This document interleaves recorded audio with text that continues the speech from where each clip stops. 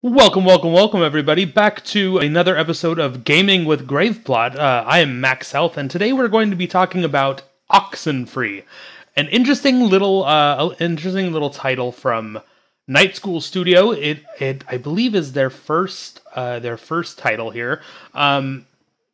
Oxenfree, I was able to play through it about 3 or 4 or 5 months ago. I don't remember. It's all on my YouTube. It'll be in the description below, all that good stuff.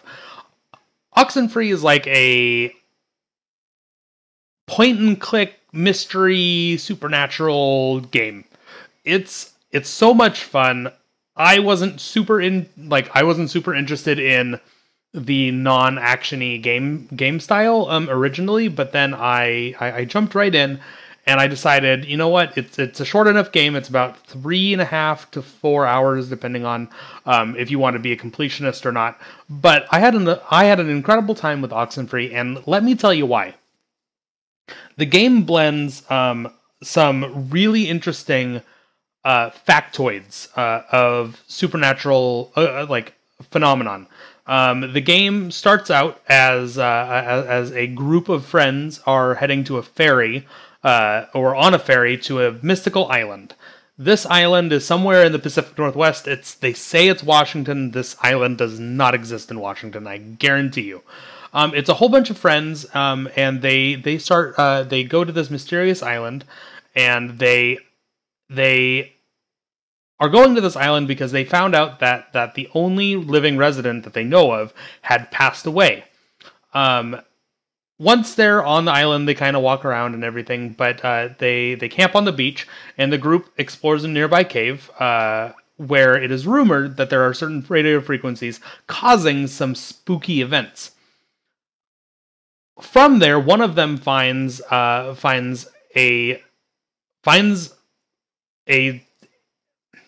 this big stack of rocks. And if you know anything about supernatural, not the TV show, obviously, but if you know anything about supernatural occurrences, or if you've seen the Blair Witch Project, you'll probably realize that a stack of rocks means that there's apparently a witch nearby, or some sort of entity.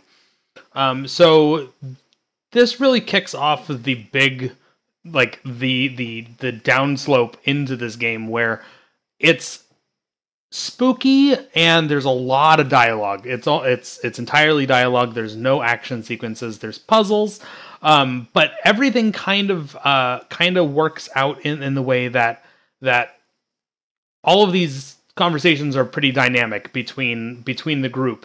And there's multiple different endings, and basically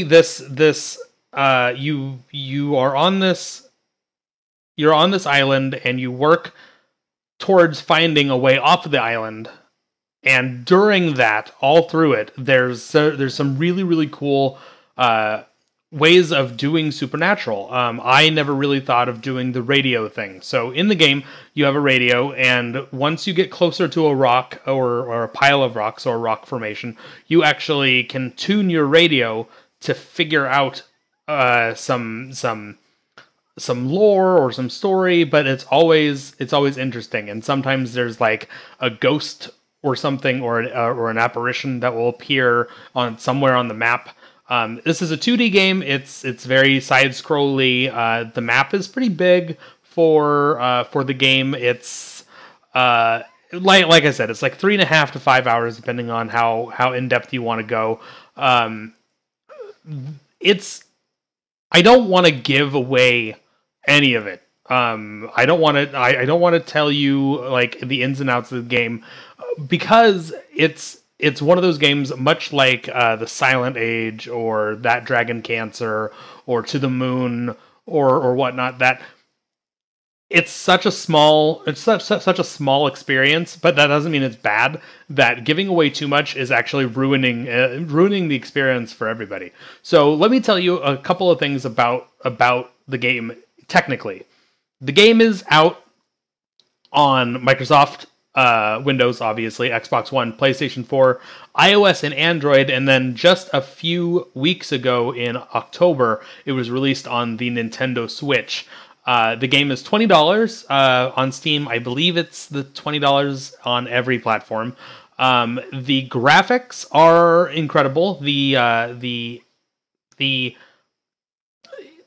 graphics are incredible for the art style that they chose. It's kind of like it's 3D models on a 2D plane, which is really, really fun. I really like that art style. The great part is that the sound quality is incredible.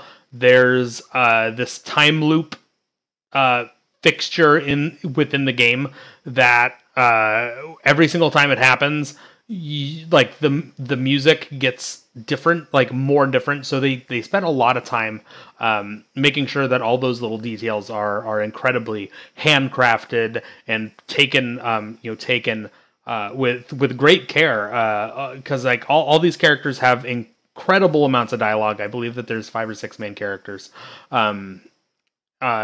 You play as Alex, and you play as Alex, and that's the only person you can play with. So all the other NPCs, you have to go and have conversations with these people. You have to go find things to help yourself get off the island, or and to basically figure out what's happening on this island. The really cool part is, and what brings me here with Gaming with Graveplot today, is that it's horror themed. It's not scary. It's not. It's definitely more of like a horror or a terror experience rather than like a horror game, as opposed to like a Resident Evil 7 or a Amnesia: The Dark Descent or whatnot. It's not a combat game. There's no combat. There's no action sequences. Like I believe there's only one part where it makes you feel a little bit rushed to do anything. And the game itself is just so crafted tightly enough where at the end of your 3 hours or 4 hours or whatever you're spending on, the game rewards you for playing the game, obviously, for finishing the game with one of 6 or 7 different stories to finish up, or endings. And that's really, really cool, because you can kind of go back and get more rock pieces or find a map that you didn't find or whatnot. And it really is it's a tight experience. It runs beautifully. I haven't played it on the phone or iPad or whatnot, but I will tell you that it runs like a dream on the PS4 and the PC.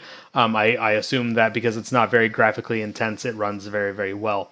Like I said, the dialogue is incredible. There's so many lines of dialogue, especially interwoven within conversations that you have with people that are there, or people that, like I said previously, the time loop mechanic that happens about midway through the game.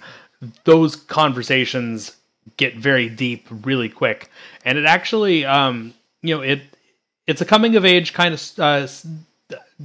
psychological paranormal story, and I picked it up out of a whim because it was like $10, and I'm like, you know what, why not? This seems pretty cool, and I was blown away. By far the best short form game I've played in a long time. Probably ever, outside of maybe Brother, Tale of Two Sons. That game was incredible, but Oxenfree was definitely a wonderful title. The great thing is that they're actually working on adapting Oxenfree into a film and maybe a web series, and it's by Robert Kirkman, who is actually the creator of The Walking Dead. So that's incredible. If this can become either a movie or a short form miniseries, I think that it has enough story behind it that it could be really fun. I do know that in January 2016, his company, Skybound Entertainment, they released a couple of episodes talking about like the creation of Oxenfree with Night School Studios and all that. So the game has a lot of press already behind it. It's got pretty great reviews, everywhere ranging from like high 7s or like high 7s to 9s. It's definitely a game worth picking up. There's so many little detail oriented things that pop up with the rocks, or if you've been to a place before but you're on like a different time loop, like things are just slightly different. Like everything is an inch to the left. That was all that's an analogy, but like something's just not quite right and you don't know exactly why. The game is a lot of fun. It delves into some deeper topics, just like just like most coming of age stories. You're a teenager, you're out alone with friends, you could be drinking, you could go out having sex, all that good stuff. The game is incredible. I highly recommend it. Unfortunately, I did not have I don't have the ability to play the game for you, because what happens is you can't go back without starting like the tutorial, or like the first like cutscene, quote unquote, and the cutscene is like 5 minutes, so I didn't want to I don't want to ruin anything with the game for you guys, because this is truly an experience where I feel that anybody who picks it up is going to have a very good time, and in spite of, or despite, maybe you not being a fan of these types of games, the game is a lot of fun, and it's really kind of like a novel. It's a playable novel, and that is Oxenfree, Night School Studios. You can pick it up on Steam. All that information is going to be down in the description of this video on Gaming with Grave Plot. I have been Max Health. You have been the viewer, and I have been the streamer, or the podcaster in this sense. This is Gaming with Grave Plot, where we're all a little dead inside.